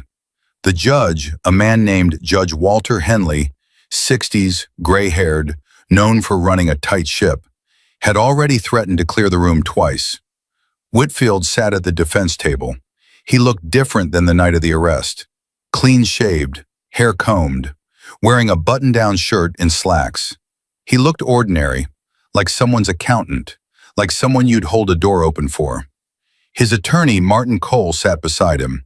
Cole was 45, tailored suit, the kind of lawyer who billed $800 an hour and earned every penny. He'd built his career on getting guilty people reduced sentences, and he'd taken this case because it was the biggest headline in the state. Win or lose, his name would be everywhere. Lily didn't see Whitfield when she entered. Rachel had arranged with the bailiff to bring her in through the judge's chambers, so she wouldn't have to walk past the defense table. But Lily would have to face him eventually. They both knew that. The first day was procedural. Opening statements. Hartwell laid out the case. 10 children, a basement, 2 months of captivity, 1 death. She showed the jury photos of the building, photos of the basement, the foam pads, the bucket, the single light bulb. She did not show photos of the children, not yet. Cole's opening was slick. He didn't deny the children were there, couldn't. Instead, he went after the rescue. The bikers broke in illegally. The evidence was compromised. The key witness, a 5-year-old, was in the company of convicted felons during the rescue. Her testimony was unreliable. The whole case was tainted by vigilante justice. Rachel sat in the gallery and gripped the armrest until her fingers ached. Day 2. Lily's name was called. She walked to the witness stand. The bailiff offered to help her into the chair. She climbed up by herself. Her feet didn't reach the floor. She folded her hands in her lap, looked straight ahead. The courtroom went quiet. 200 people and not a sound. Hartwell stood, approached slowly. "Lily, good morning." "Good morning. Can you tell the court how old you are?" "5. And do you know why you're here today?" "Because a man took me and 9 other kids and put us in a basement, and one of them died, and I have to tell you what happened so he goes to prison." Hartwell paused. That was not the answer she'd rehearsed with Lily. It was better. "Can you tell us what happened on the day you were taken?" "I was at Maxwell Park, on the swings. My mom was on the bench. A man came up and said his puppy was lost. A white puppy named Snowball. He asked me to help find it." "Did you go with him?" "Yes, my mom always said to help people when they ask nicely." "Then what happened?" "We walked behind the trees. There was no puppy. He grabbed me. He put something on my face that smelled bad. I woke up in a truck." "Were there other children in the truck?" "2, a boy named Marcus and a girl who was crying." "What happened next?" "He drove for a long time. Then he took us to the building. He made us go inside. He pushed Marcus because Marcus wasn't moving fast enough. Then he took us down the stairs to the room." "Can you describe the room?" "It was underground. Small. One light. Mattresses on the floor. The thin kind. A bucket in the corner. No windows. 6 kids were already there." "How long were you in that room?" 2 months. I think. I counted the times he brought food. 53 times. Sometimes he skipped a day. A juror in the front row pressed her hand to her mouth. Another closed his eyes. "Did the man hurt you?" "He hit me when I asked for food. He grabbed my wrist and something cracked." Lily held up her left arm. The splint was gone now, but the memory wasn't. "And he kicked Marcus for crying." "Did anything else happen while you were there?" "Sophie got sick." "Tell us about Sophie." Lily's hands tightened in her lap. Her knuckles went white. "Sophie had red hair. She was 7. She was nice. She shared her blanket with me because I was cold. She told me stories at night so the little kids wouldn't be scared. She made up stories about a dog named Captain who went on adventures." "What happened when she got sick?" "She started coughing. Then she got really hot. She was shaking. I told the man. I yelled at him when he came down with food. I said Sophie needs a doctor. He said she'd be fine." "Was she fine?" "No, she stopped eating. Then she stopped talking. Then she stopped breathing." "When did she stop breathing?" 4 days before I got out." "What did you do?" "James, he was the oldest, he was 8. James banged on the door and yelled. He said Sophie isn't breathing. The man came down. He looked at her. He checked her. Then he walked back upstairs." "He left her there?" "He left her there. With us. She was on the pad next to mine. For 4 days. The courtroom was so quiet you could hear the air conditioning. A woman in the jury box was crying silently. Judge Henley was very still. Hartwell's voice was barely above a whisper. "Lily, how did you escape?" "He was on the phone, yelling at someone. He was upset. He came down to bring food, but he forgot to lock the door behind him. The one between the upstairs and the stairs to us. He just left it open and went back up. I waited, a long time, until I was sure. Then I went up the stairs. The outside door, the one with the numbers, has a push bar on the inside. I pushed it and I ran." "Did anyone help you?" "No. I ran until I found the bar, the Iron Forge. The Hells Angels were there." "What did you do?" "I showed them my map. I told them about the other kids. They came and got them out." "Thank you, Lily." Hartwell sat down. The courtroom exhaled. Cole stood, buttoned his jacket, walked toward the witness stand with measured steps. He stopped 6 feet away, not too close, not too far. He knew the optics of crowding a child on the stand. "Lily, you said you drew a map." "Yes." "With a pencil you found on the stairs?" "Yes." "And paper from bread wrapping?" "Yes." "That's very resourceful for a 5-year-old. Hartwell stood. "Objection. Commentary." "Sustained." Cole smiled faintly. "Lily, when you got to the biker bar, what happened?" "I showed them the map. I told them there were 9 kids underground. They went to help." "They took you with them?" "Yes." "On a motorcycle?" "Yes." "At high speed?" "I don't know how fast." "Fast." "Did you wear a helmet?" "Bertie gave me one. He fixed it so it fit." "Did anyone suggest calling the police instead?" "There wasn't time." "There wasn't time. That's interesting.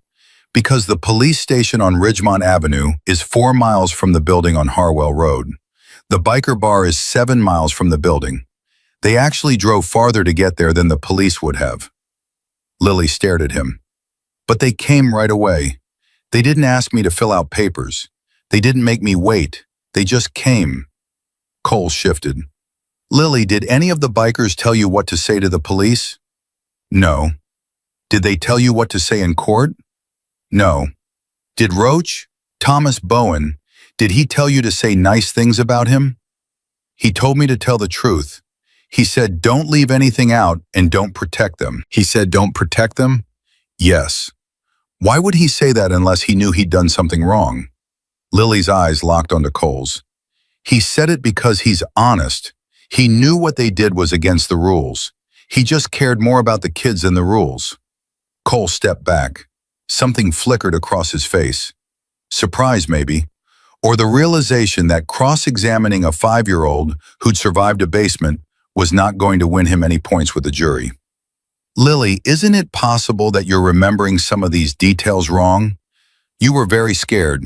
You were very young. You were in a dark room for 2 months. Memory can play tricks. I remember the number on the door, 3815. I remember 53 meals. I remember Sophie's stories about Captain the dog. I remember Marcus holding Sophie's hand for 4 days after she died because he didn't want her to be alone. I remember the smell of that room. I'll remember it when I'm old. I remember everything." Cole was quiet for 3 seconds, the longest 3 seconds of the trial. No further questions. Lily climbed down from the witness stand. Her legs were steady. Her face was pale but set.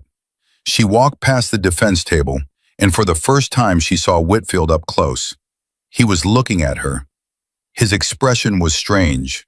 Not angry, not afraid, almost pleading, like he wanted her to understand something. Lily stopped walking. Rachel half rose from her seat. Hartwell tensed. Lily looked at Carl Whitfield. She looked at the man who had stolen her from a swing set, locked her underground, let Sophie die, and told her that her mother had stopped looking. "You said nobody was coming for me," Lily said. Her voice carried through the silent courtroom. "You were wrong." Judge Henley's gavel came down. "The witness will refrain from addressing the defendant."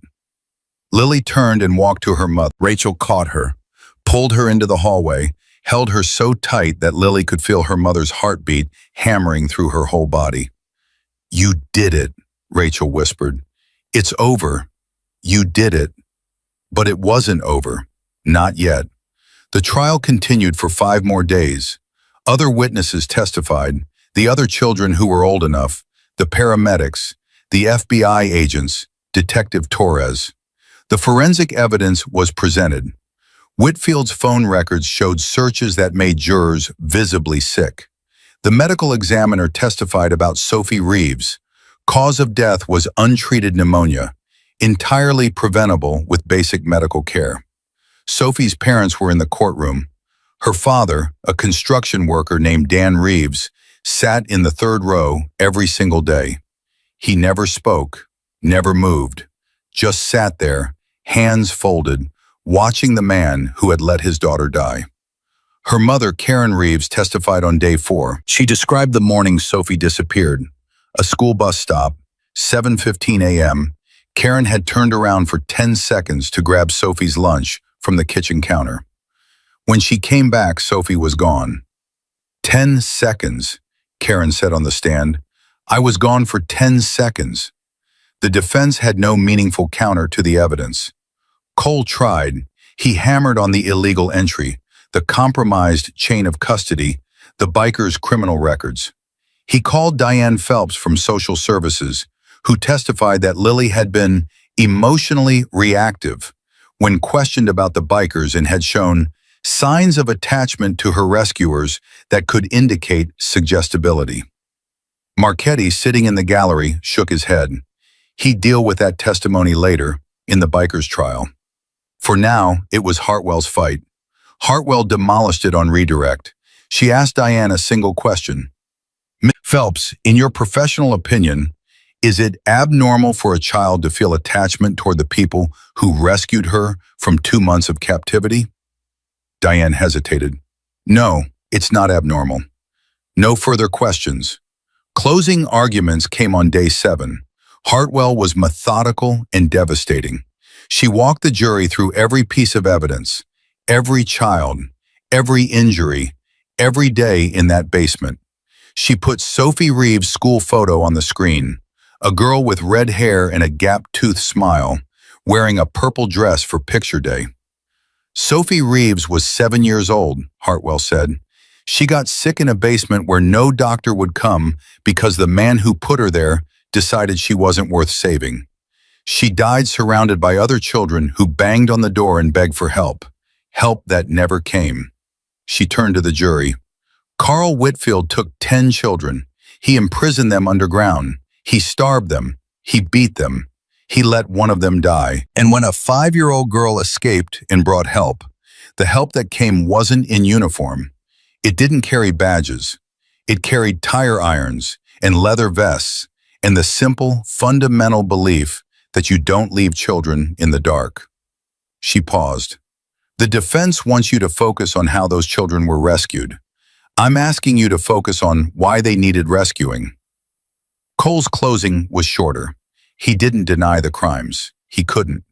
He focused on sentencing implications, on procedural irregularities, on anything that might soften the blow. It was a Hail Mary and everyone in the room knew it. The jury deliberated for 91 minutes. Guilty. All counts. Every single one. The foreman read the verdicts and the courtroom erupted. Rachel grabbed Lily's hand. Dan Reeves stood up for the first time in 7 days, walked out of the courtroom, got into his truck, and drove to the cemetery where his daughter was buried. He sat in the grass next to her headstone for 3 hours. Whitfield showed no reaction. He stared straight ahead as the guilty verdicts were read. 12 counts of kidnapping, 10 counts of false imprisonment, 8 counts of aggravated assault on a minor, 1 count of involuntary manslaughter. When the last verdict was read, he turned and looked at Cole. You said there was a chance, he whispered. There was, Cole said. There isn't anymore. Sentencing would come later.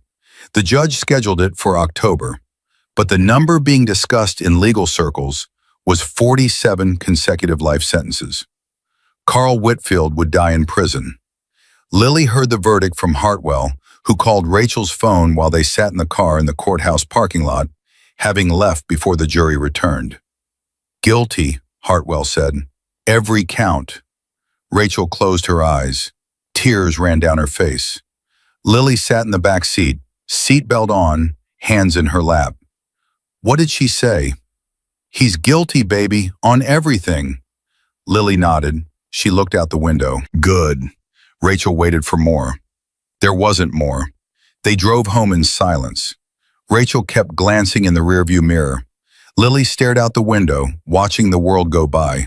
Buildings, trees, people walking dogs, kids on bicycles, normal things.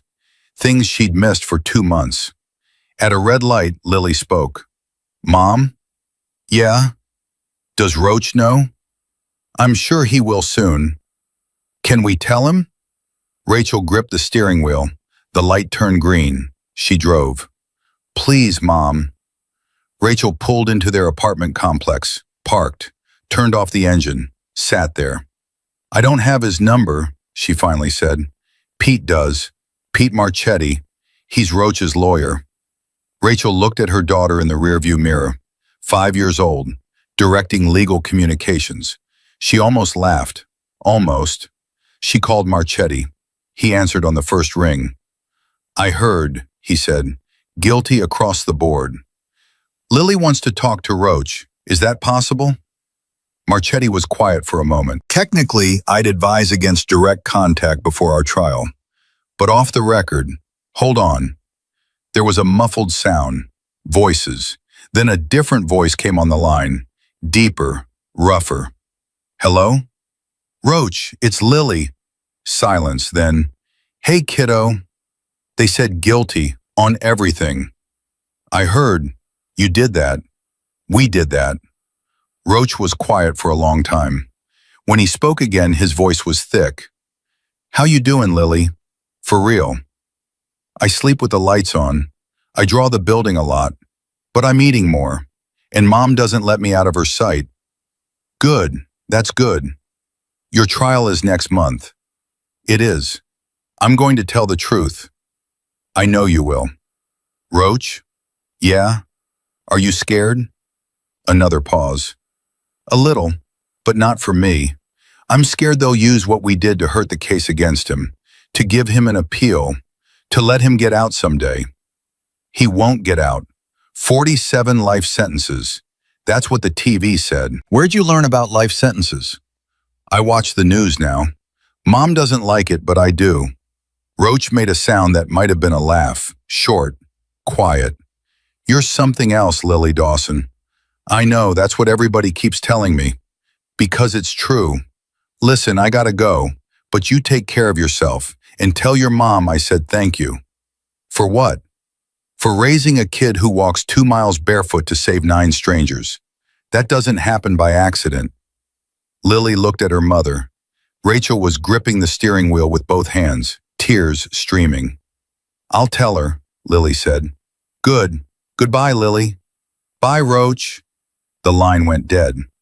Lily handed the phone back to her mother. Rachel took it without looking.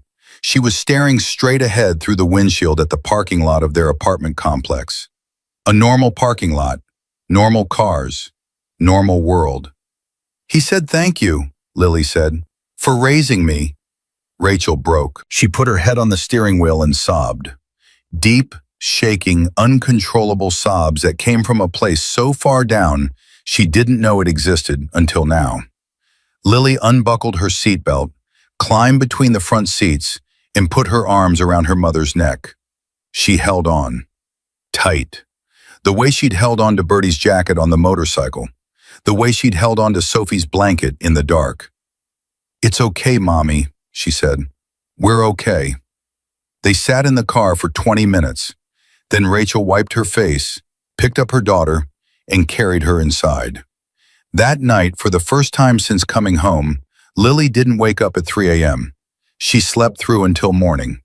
When Rachel checked on her at sunrise, Lily was curled around her stuffed bear, breathing steadily, one hand tucked under her chin.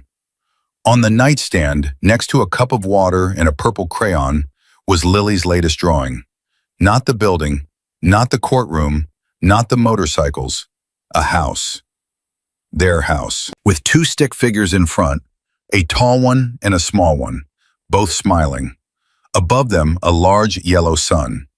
And in the corner, so small you'd almost miss it, a single motorcycle. September came and Roach stood trial. The courtroom was different this time. Same judge, Henley, but the energy had shifted. Whitfield's trial had been about evil.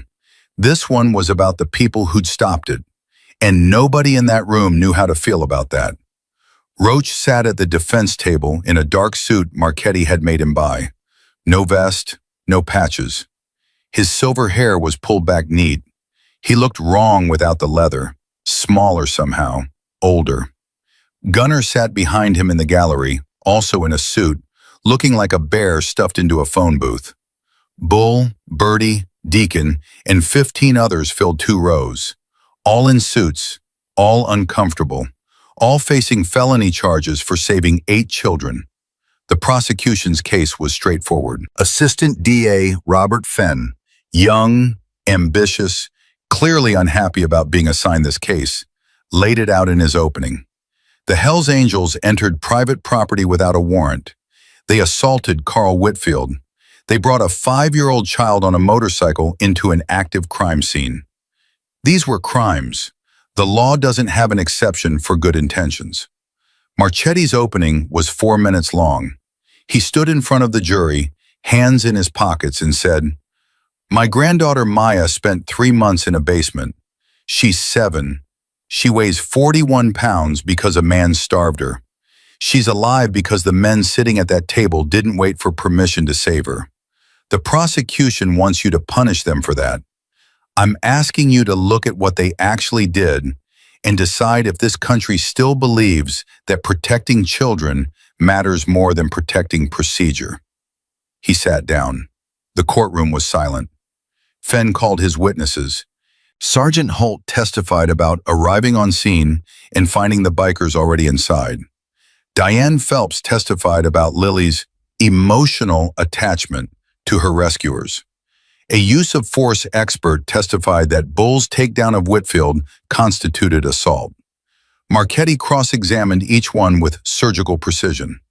To Holt, "Sergeant, how long would it have taken your department to obtain a warrant and execute a raid on that building?" "Depending on the circumstances, 4 to 6 hours.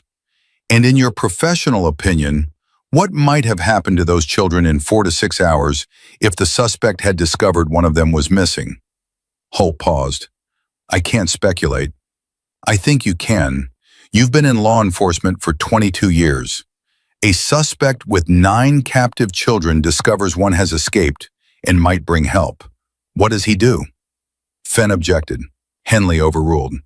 Holt swallowed. "He either flees or he eliminates the witnesses." "Eliminates, meaning kills." "Yes, thank you." To Diane Phelps. "Ms. Phelps, you testified that Lily showed emotional attachment to her rescuers.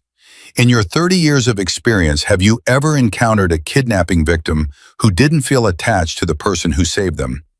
"It's common, but is it pathological?" "Not necessarily, but did Lily ever lie to you?" "No." "Did she ever change her story?" "No." "Did she ever say anything that contradicted the physical evidence?" "No." So her attachment to the bikers didn't affect the accuracy of her testimony in any way. "That's correct." "Thank you, Ms. Phelps." Then Marchetti called his witnesses. He called Detective Torres, who testified that Roach had cooperated fully, given complete statements, and told Lily to tell the truth without protecting the bikers. He called the paramedic Chris, who described the condition of the children: dehydrated, malnourished, injured, and one deceased. Then he called Lily. Rachel had fought against it. She'd told Marchetti no, absolutely not. Her daughter had already testified once, and that was enough. Marchetti had driven to their apartment, sat at their kitchen table, and explained quietly that without Lily, the jury wouldn't fully understand why 150 men made the decision they made. It was Lily who ended the argument. "I'll do it, Mom." "Baby, you don't have to." "I know, but I want to. I want them to hear it from me." She wore the same blue dress, same white flowers. She climbed into the witness chair, and her feet still didn't reach the floor. Marchetti approached her gently. "Lily, on the night you escaped, why did you go to the biker bar?" "Because I needed help, and they were there." "Did you consider calling the police?" "I didn't have a phone. I didn't know where a police station was. I didn't know where anything was. I just ran until I saw people." "When you showed the bikers your map, what did you expect them to do?" Lily thought about it. "I expected them to come, and they did." "Why did you insist on going with them?" "Because there are 2 doors, the outside one with the code and the inside one that goes to the basement. The map didn't show that. If they went without me, they might have gone to the wrong door. Or they might not have known which key to use. I knew the building. I'd been in it for 2 months. I knew things they needed to know. Were you scared? Yes, my hands were shaking the whole time. But the kids in the basement were more scared than me. They'd been there longer. Lily, if the bikers hadn't come that night, what do you think would have happened? Fen stood. Objection, speculation. Henley looked at Lily, looked at Fen.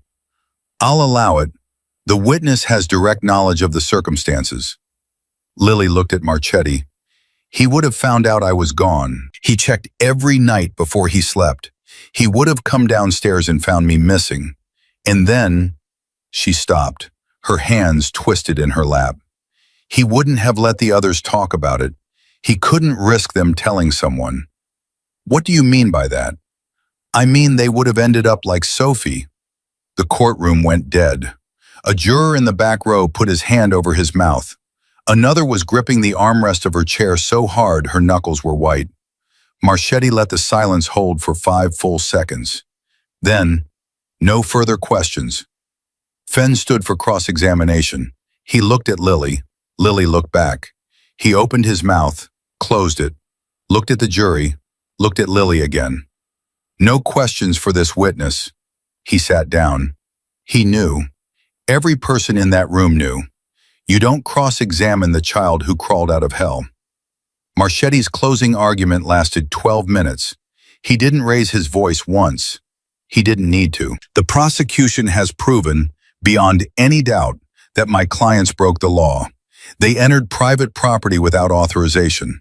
They physically restrained a suspect. They brought a child into a dangerous situation. All of those things happened. All of those things are technically illegal. He paused, looked at the jury one face at a time.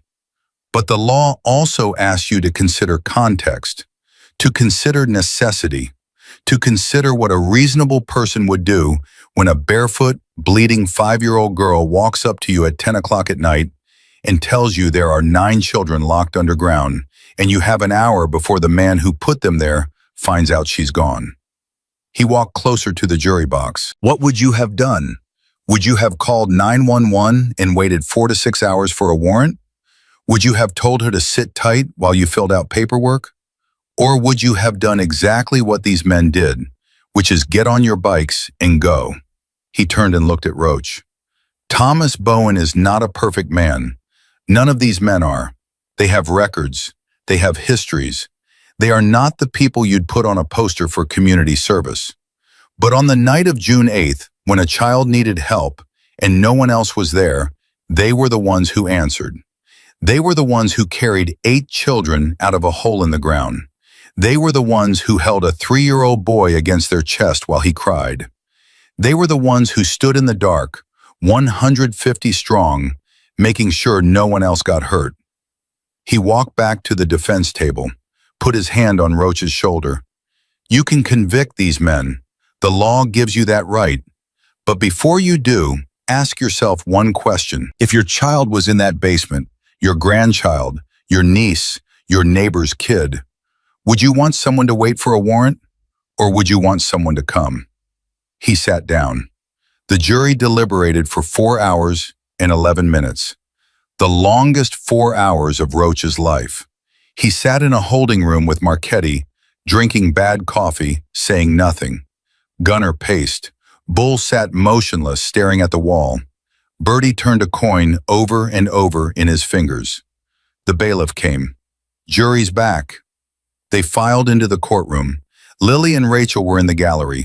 Lily was holding her mother's hand. She didn't look scared. She looked ready. The foreman stood. A man in his 60s, retired teacher. Glasses, steady hands. On the charge of breaking and entering, we find the defendants not guilty. Gunner exhaled. Bull closed his eyes. On the charge of criminal trespass, we find the defendants not guilty. Rachel squeezed Lily's hand. On the charge of assault and battery, not guilty. Murmurs in the courtroom. Henley's gavel came down once. On the charge of reckless endangerment of a minor, the foreman paused, looked at the paper, looked at the jury, looked at Roach. Not guilty. The courtroom erupted. Cheers, sobs, applause. Henley banged his gavel 3 times and gave up. Gunnar grabbed Roach in a bear hug that lifted him off the ground. Bull was crying, big, silent tears running into his beard. Bertie sat very still, coin frozen in his fingers, staring at the ceiling. Marchetti shook Roach's hand. It's over. Roach looked across the courtroom, found Lily in the gallery. She was standing on her chair so she could see over the crowd. Their eyes met. She smiled. The first real, full, unguarded smile he'd ever seen from her. A 5-year-old smile, bright and whole and missing a front tooth. Roach smiled back. First time in months. Outside the courthouse, the crowd was enormous. Reporters, supporters, bikers from chapters across 4 states who'd ridden in for the verdict. Roach walked out into the sunlight, surrounded by his brothers, and stopped at the top of the steps. Lily and Rachel were at the bottom. Lily broke free from her mother's hand and ran up the steps. Roach crouched down just in time to catch her. She threw her arms around his neck and held on. "You're free," she said, "because of you. Because of us." Roach held her for a long moment. Then he set her down, reached into his jacket pocket, and pulled out a card. White. A phone number, nothing else. "This is my number," he said. "Anything you ever need, day or night, you call, you understand?" Lily took the card, looked at it, looked at him. "You already gave my mom one of these. Now you have your own." Rachel appeared behind Lily. She looked at Roach. The man who'd carried her daughter on a motorcycle, broken into a building, and faced felony charges. All because a 5-year-old asked him to. "Thank you," Rachel said. "You raised her," Roach said. "I just followed her lead." He stood up, nodded to Rachel, turned to his brothers, 150 of them, spread across the courthouse steps and the street beyond, standing with their bikes in the afternoon sun. "Let's ride," Roach said. 150 engines started. The sound rolled through the city like distant thunder. People stopped on sidewalks. Cars pulled over. Kids pointed from windows. The convoy pulled away from the courthouse in a long, steady line. Chrome and leather and engine noise disappearing down the boulevard. Lily stood on the courthouse steps, holding her mother's hand, watching them go. She watched until the last bike turned the corner and the sound faded into the hum of the city. "Mom?" "Yeah, baby." "I want to go home." "Let's go home." They walked to their car. Rachel buckled Lily into the back seat, started the engine, pulled out of the parking lot. At a red light, Lily spoke one more time. "Mom, I don't want to draw the building anymore." Rachel looked in the rearview mirror. "What do you want to draw?" "Everything else." Rachel nodded. The light turned green. She drove. That evening, Lily sat at the kitchen table with a fresh box of crayons and a stack of blank paper. She drew their apartment with flowers out front that didn't exist yet.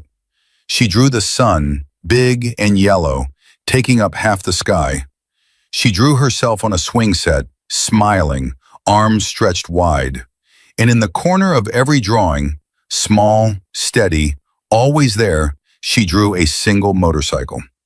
Carl Whitfield was sentenced in October, 47 consecutive life sentences. He would never see daylight again. The Hells Angels completed 500 hours of community service each at a children's shelter 12 miles from the Iron Forge.